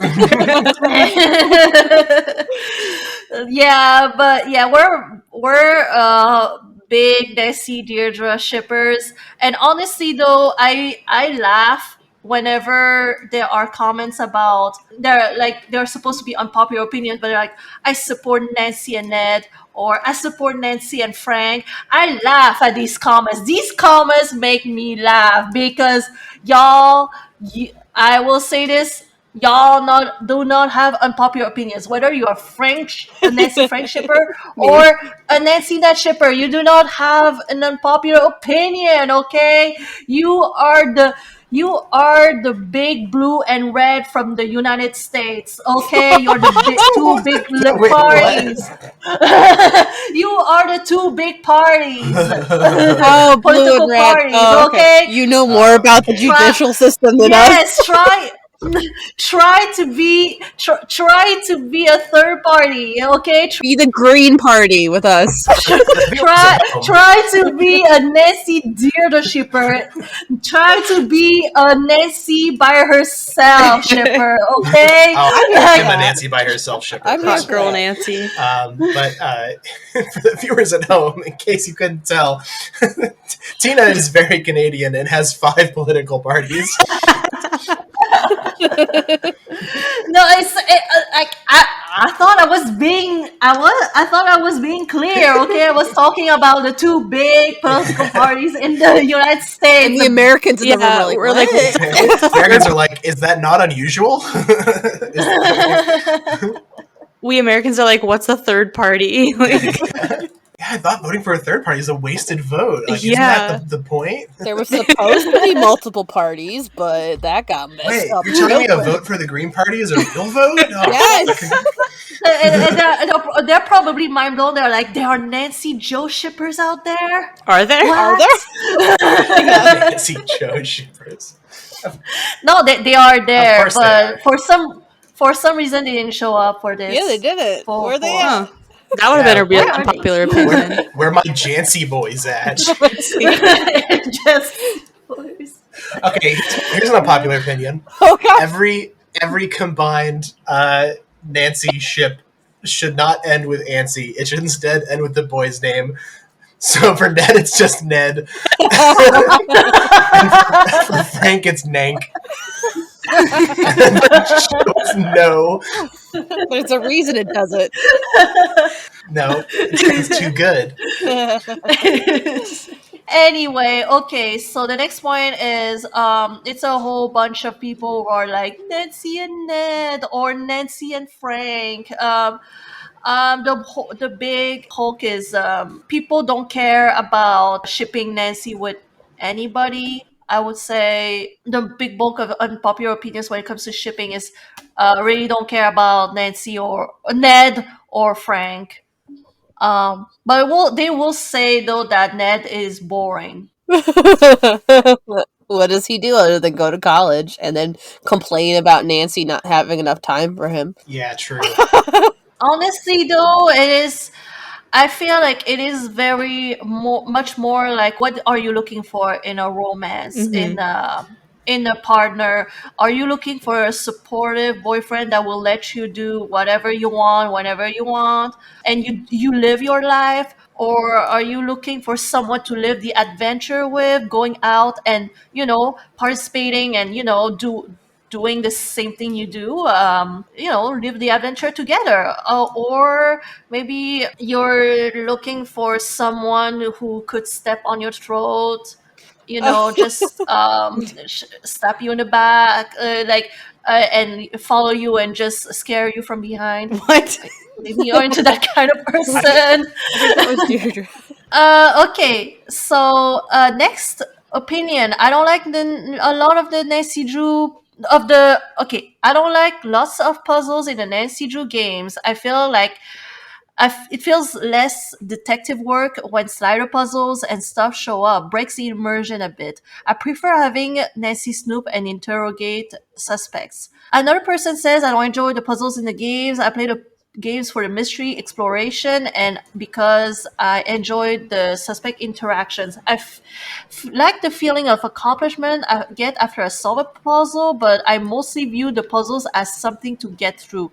I hate many of them. I feel like the later games became way too puzzle heavy and that the immersion in storytelling suffered for it. this is a really interesting question. Or not a question, a really interesting opinion, because this is really interesting because this is like at the heart of games narrative debate, not just for Nancy Drew, but like for so much stuff. Because having puzzles in a game is an accessibility problem. If not everybody can solve every puzzle, that's why walkthroughs exist because people will need them. Yeah. Uh, Me. and there's nothing wrong with that. It's like things are hard, and accessibility is a huge problem in games. So it's interesting to me that for Nancy Drew games, the narrative is such a huge focus, and more interesting to me, their relationship with like Big Fish Games, where so many games on that marketplace are like almost devoid of narrative, and are just like find the hidden object, Mhm. click 3 objects in a row kind of games. This is super engaging to me. Like personally, I agree. Like the puzzles are distracting at times, especially ones where it's like way overly complicated. For instance, like the chemical puzzle Oh yeah. in Castle Malloy. Yeah, that one's ridiculous. Yeah, you just die by making any simple mistake. And like from a game perspective, if I'm playing a game with hard puzzles, that like I know I'm going to play a game with hard puzzles. It's like, oh yeah, awesome. That's perfect for that. But I'm playing a Nancy Drew game where I want to know who the villain or whatever is. I want to go save that guy from being killed by a rocket. Mhm. Um, it's like it feels like it's in the way. It doesn't feel like part of the mystery. Yeah, that's a really interesting problem that I don't know of any game that's actually tackled that super well in my opinion. Like Life is Strange does it in some ways where there are puzzles in that game, but they're mostly related to talking to people. Yeah. But Nancy Drew games aren't canonically like your choices matter kind of games, Mhm. where that is more common. So it'd be interesting to see a paradigm shift in Nancy Drew games, considering the feedback that her has received from Midnight in Salem, to Mhm. see if it does look more like Life is Strange in the future. That would be interesting. I don't think it'll happen No. because that's very expensive, but. That's my little designer tangent. Yeah, I actually agree with this opinion because a lot of the reason that I enjoy the older Nancy Drew games is I feel like the puzzles made sense. Like Secret of the Scarlet Hand, for example, like a lot of the puzzles early on are like museum tasks, which makes sense in the context of the game. And then you have like Sea of Darkness, where you're playing 2048 to light up a lighthouse. Like I do think that Her Interactive went too far with the puzzles at a certain point, and they kind of lost sight of making the puzzles actually fit into the game's plot. Yeah, honestly, even if I said that yes, they went too far, it's coming from someone who loves the Labyrinth of Lies, which is the most batshit insane. Yeah, but it's. I like it too. I'm with you though.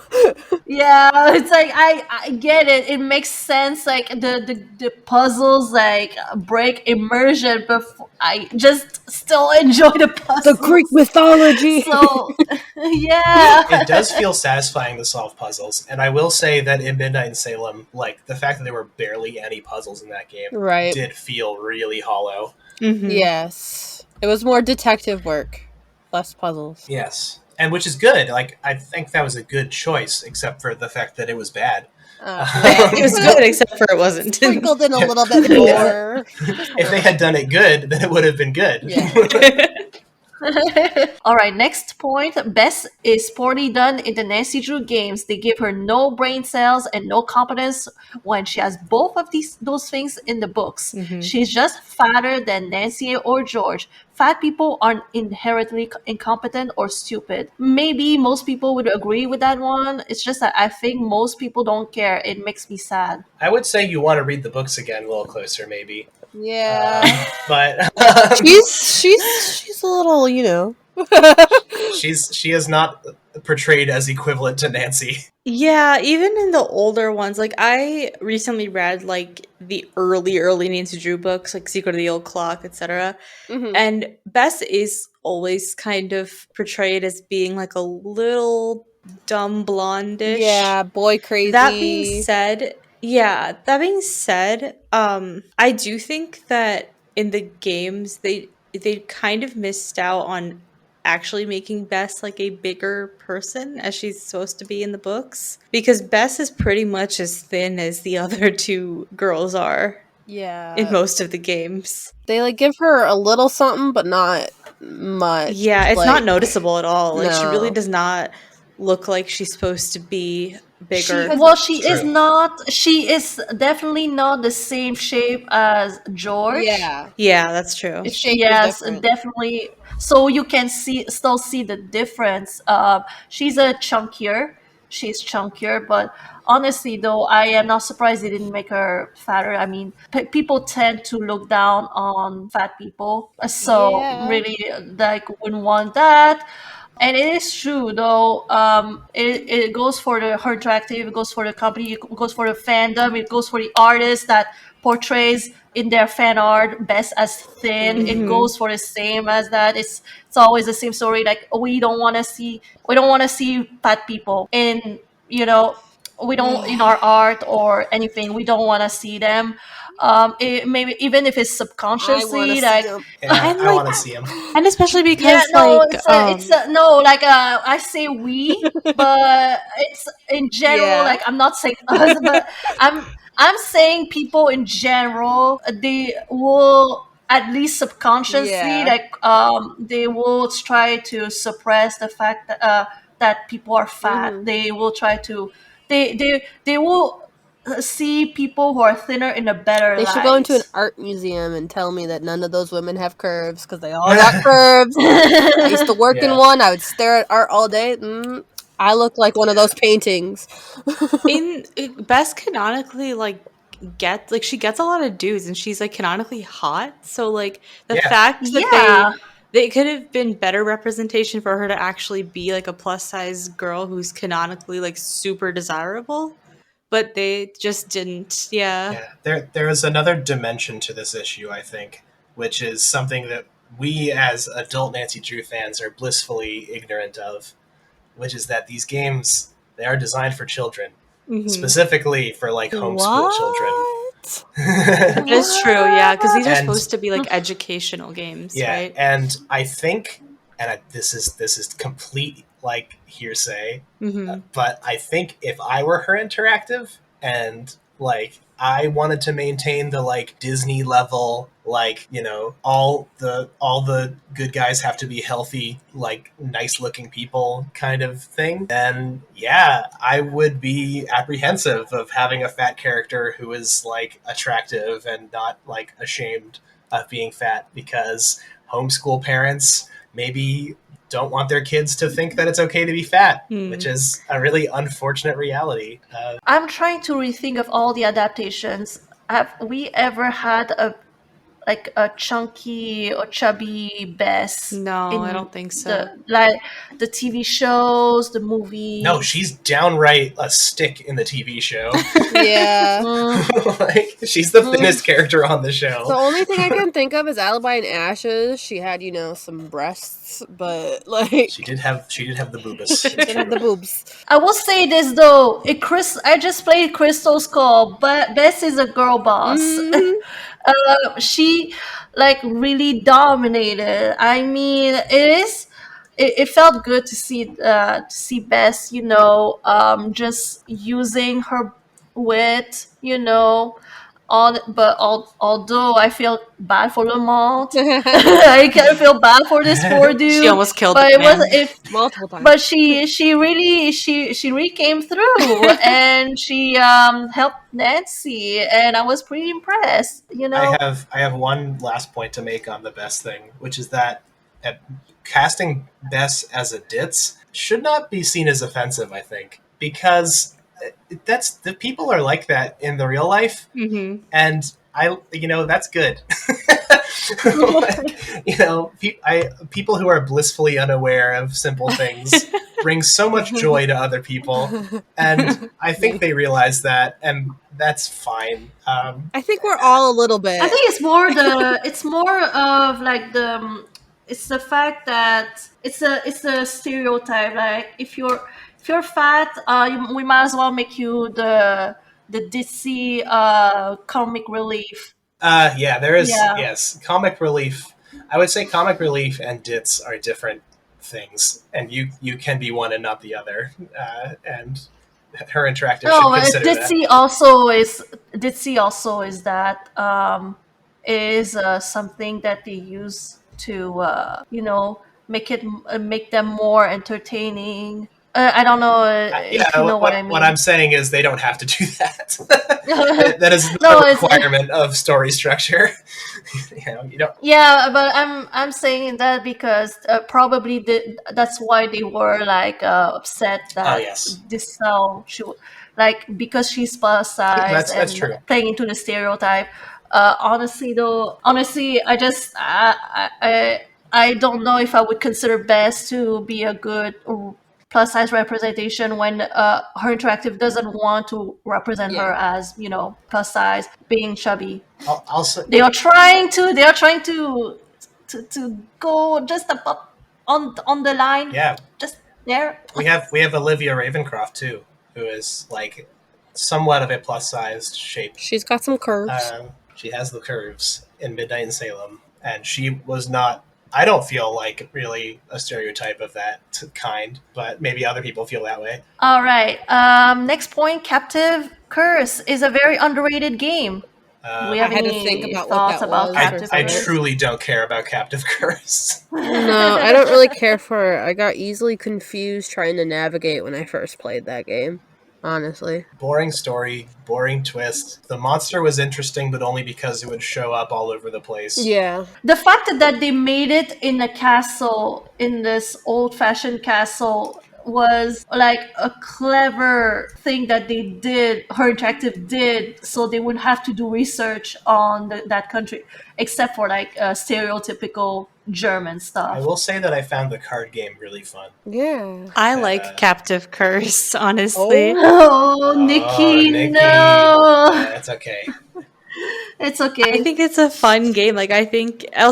I really like the characters, honestly. I think they're fun. I think Carl is fun. He's goofy. Yeah, the characters are good. I like the little old grandma character. I don't remember her name. Renata? Yeah. Oh, she annoyed me. I She's hated wild. Renata. She's just wild and all I don't know. The trope. She fills an interesting position in the story, telling the stories that are spooky. That's cool. Uh-huh. I just found talking to her exhausting. She's like the old lady who is like, I can say anything I want to you because I'm old. I love And you have to that. respect me. Yeah. Yeah, And she just says so much of it. But I will say this: Captive Curse gave us Anya, Yeah. and Anya has the nicest pair of twins Wait, she's curvy. in the whole She's a Nancy little curvy. Drewverse. Oh yeah. She's got Yes, the stubbier like cheeks. I and- mean, She had tits so nice for like little Christian boys to get upset about it on Was her it? Yeah. interactive Yes. sports. this is why Captive Curse they can stay. Okay, although like the game overall, like really don't know much about it, I really didn't care about. They can stay because they upset the little Christian moms and their boys. So I forgive you. You can stay. You can stay with the big kids. You can sit with me. Yeah, you can sit here. You can sit with us. On Wednesdays, we wear pink. Okay, so next point, Phantom of Venice gets too much love. Interesting. Or Phantom of Venice is awful to play. The story and characters are fine, but I do not actually want to play that game ever. I really don't think there are that many Phantom of Venice stands. Scopa is often maligned in the fandom. I like Scopa. Okay, Phantom of Venice is the one game where I do not know. Like 1 minute I love it, the next minute I hate it, but then the next minute I love it again. Yeah. It's like it stirs so much emotions in me. Like it's and at the end I'm like, I don't know if I love or hate you. Like you are this toxic ex-boyfriend. I'm like, I love you but I hate you, you know. Because it's Phantom Venice is that person for me where I'm like, I love everything about you but I also hate you. I don't know the Phantom Venice. I never knew where to place them because they're just polarizing for me. Honestly, I would say though that Phantom Venice is popular. I would say it is popular. I'd agree. It is the Scopa game that is more polarizing, maybe. Honestly, because let's be real, Enrico cheats. He does. He does cheat. Enrico straight up cheats for sure. I don't know. Yeah. Like, I don't know why they made the game like that. Yeah, but it's also the game that gave us Nancy in a catsuit dancing, twerking for money, and we just. I mean, it's just so iconic. You know, this game is so iconic. For all the like moral panic that people had over like Anya's cleavage or like the seance and message in a haunted mansion, why was there not more backlash about this? Because this is True. pretty blatant. Like, I feel like this is more inappropriate, quote unquote, than some of those other things that had more backlash to them. Yeah, I wish they had some backlash. Like it's like I would have been so funny, much more funnier. Honestly, yeah, I'm surprised that there wasn't any. I guess dancing in a catsuit for money is PG. Yeah, I guess. I'm surprised that made it past the rating board or whatever. It's okay. It's just she just has a cute costume, a Halloween costume. She's just dancing and making a living, and they're throwing her flowers. That's cute. Oh, and she's also about to steal a jewel in that cat suit. Okay, yeah, this is Catwoman. Like cute kids love Catwoman, right? She's literally spying on people, like while they're just going about their lives. Yeah. And, like, Honestly, this game is so it's such a mess. It's like, bonkers, honestly. The plot of this game is bonkers. Because like one of my favorite little details is that when you get the catsuit from the club, the reason that you have to get it is because the guy who owns the club formerly used to make like geothermal suits, and he stopped and it repurposed all the fabric into like dancer costumes. So you have to go get one, and so these dancer costumes at this sketchy ass club are just happen to be like thermal proof. I totally missed that detail. Yeah. So what? It's how you find it out is if you read that micro dot thing that Gina sends you.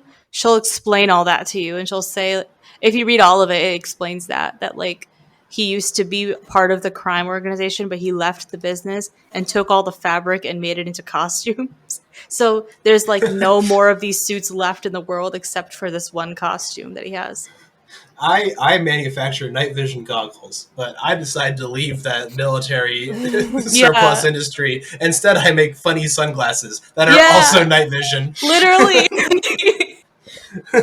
Okay, so next point, GTH. Ghost of Thornhaul is overrated. Ghost of Thornhaul sucks. I hate it so much.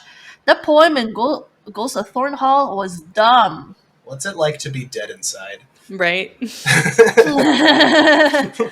Sorry, I'm so mean. I'm so mean to the unpopular opinion people. Thank you for submitting your opinions. I'm sorry. I hate you. No, like, I mean, you tune into the Real Housewives of River Heights. When have we ever been nice? True. I'm just saying. Look, I don't even know where I am.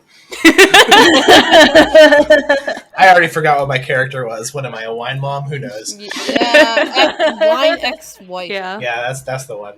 So, I will admit that when I first played Ghost of Thornhaul, I hated it. Didn't like it at all. Like, I found it boring. I had no idea what's going on. I didn't understand anything that was going on.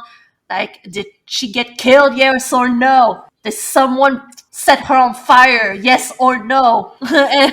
and but the more I played it, the more Easter eggs or small hidden stuff you can find, and there comes the theories and all of that, and I started to have more appreciation for Ghost of Thornhaul and the small stuff, the theories, the conversation that happened because of that game. I don't know. I have a hot take about Ghost of Thornhaul in which I think that Clara did kill Charlotte on purpose. Huh. I think that take is maybe valid. Yeah. I think probably at one point the story included that. And that's why that scene where you choose whether or not to save her is so impactful. Yeah, because she says it was an accident, that she was trying to scare Charlotte by like starting the fire and then it just got out of control. But given like some of the other stuff that we know, that Charlotte was going to cut her out of the will, and also there's a note that you find in one of the puzzles from Charlotte, and it says that she was fearful of Clara and that she felt like Clara was going to do something to her. Yeah. And that's why she was setting up all these puzzles, because she wanted, I think, Harper to know the truth. Mhm. And so that kind of makes you think that Clara did do it on purpose. But I agree with this take. And I think that I think the game would have been better if that had been the characterization. mhm. And if, I didn't know that, and I always leave that bitch to die. So, that's exactly what I would have done in real life. Like, I'm sorry, I'm not risking my life for Clara. I'm sorry. It is so funny to me that is like a possible ending of that game where Yeah. you just be like, no, sorry, I'm trying to live. Bye. The ending, if you do that, if you either leave one or both of them in, is so dark because the family just hates you, and Nancy is traumatized for life. Like her letter to Ned is like, she sounds literally traumatized. She's Yeah, she's too but I traumatized mean- that she goes on to the next game. What was the next one? Was it I Deadly mean, Device? like, I think what? so, yeah. What? Okay, so I want to ask, why couldn't Jesselyn go save her mom and I save Harper? I don't know. I carry Harper. I'm just saying, everybody mad at me, but like, Listen, hello. no. You're missing one of the core tenets of the Nancy Drew game. It's up to you with Nancy Drew. Oh. Nobody else can do anything. Good point. You are just a shepherd for all these child NPCs. Well, and it's up to me to tell her to go fuck herself, go save her mom. I will do what I want, okay? It's up to me to tell her it don't make sense that it has to be me to go save her when she could go save her mom. But there's also another thing that really bothers me about Ghost of Thornhaul is Her Interactive has said that you're supposed to be able to figure out who Clara's father was by what's in the game. I don't see how that's true. Like, unless I'm missing something, I've played this game a couple times. I don't see any clues as to who Clara's father is. I have no idea. I don't either. Yeah, like I've seen theories, but they were just theories. They Yeah. were never really concrete, stuff found in the game. Yeah. It's one of those mysteries. It's like it's a mystery. Never will never be solved by Nancy. Mm-hmm. Unfortunately. Yeah, if the wiki doesn't say who her father is, I think it's safe to assume nobody can figure it out. Yeah. Her interactive, I'm going to need a statement. I know it's been years, but I'm glad that there are some stuff they leave out. Like it, I like all the theories, the conversation around that game. It made the game but better. they're claiming Yeah. in it's my opinion. in the game. Yeah, they claim you should be able to solve it, but I do not understand how.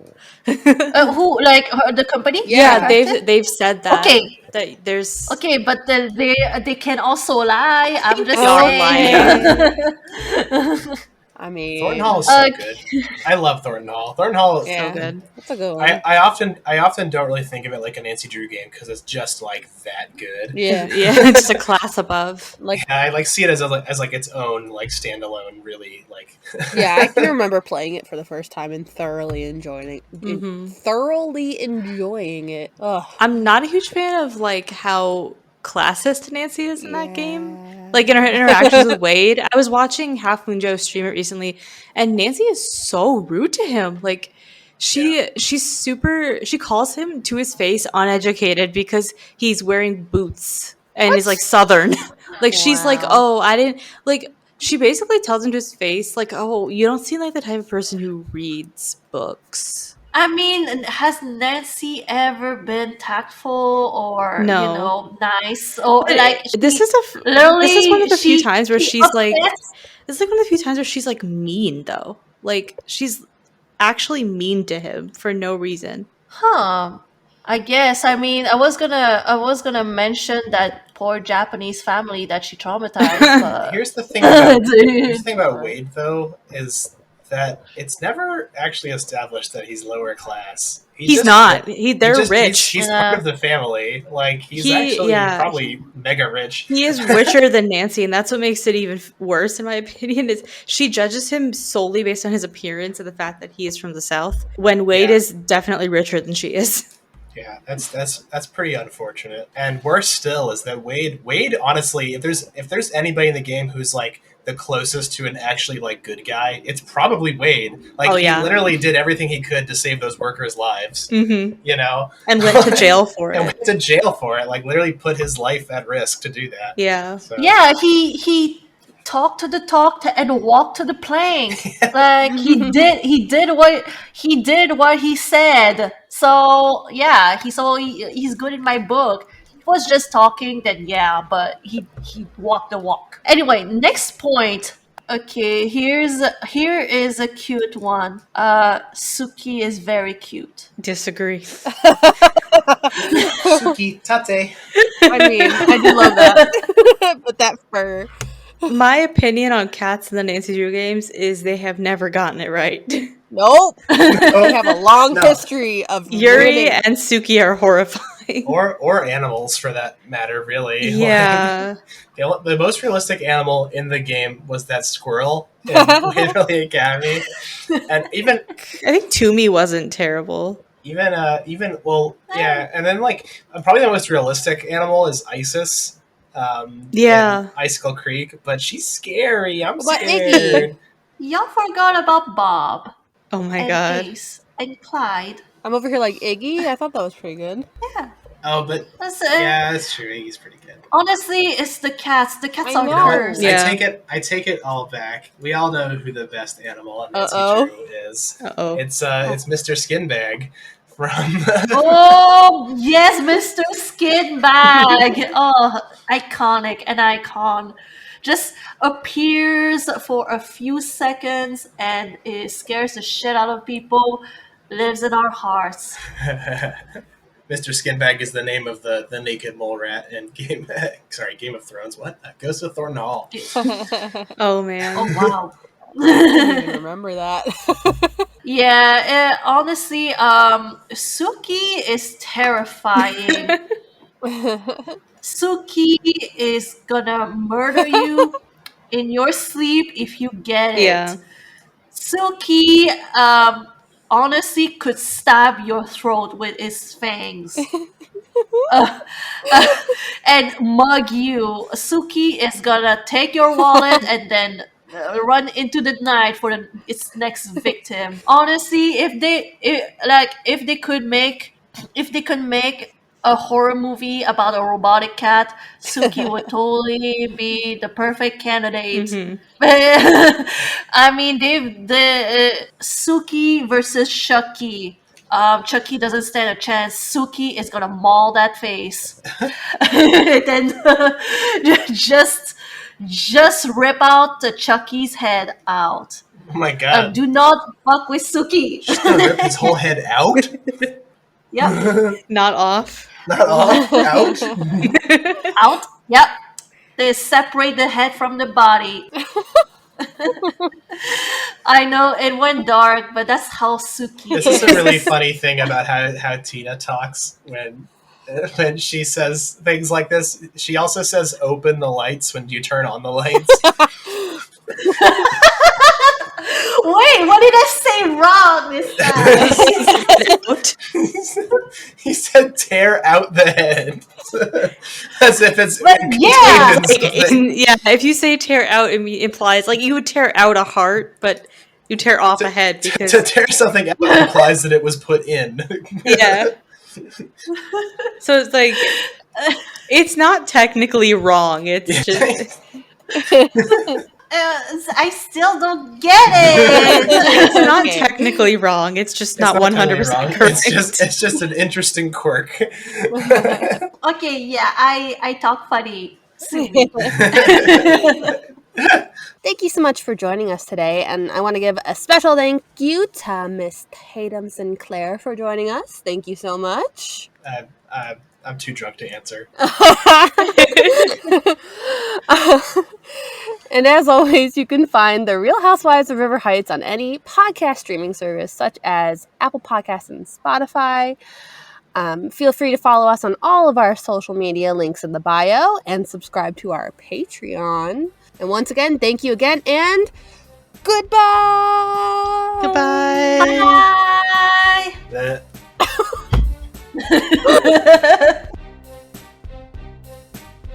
Do not Oh, take it personally. I meant it. Y'all trash. It's like- Please subscribe to our Patreon. Your opinions are garbage. Subscribe to our Patreon. All right. You knew what you signed up for, otherwise you wouldn't have shown up to this orgy. Oh my goodness. Oh All my right. gosh.